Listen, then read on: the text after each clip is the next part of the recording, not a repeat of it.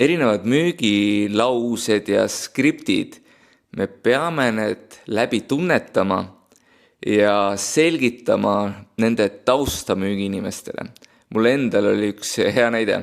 See oli küll olemasolev klient ja niisugune rahulolu küsitlus, aga skript nii-öelda algas, et tere Rait, kas on halb aeg rääkida?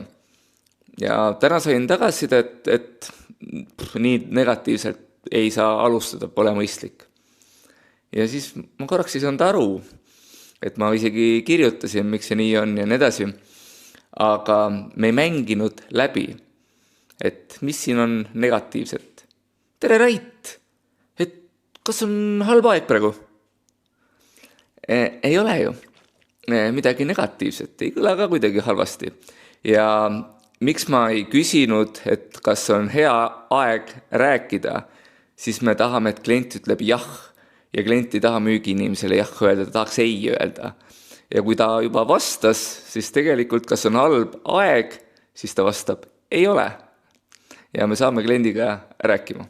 Et räägi lahti skript ja oma mõtted ja hääletoon on väga-väga oluline.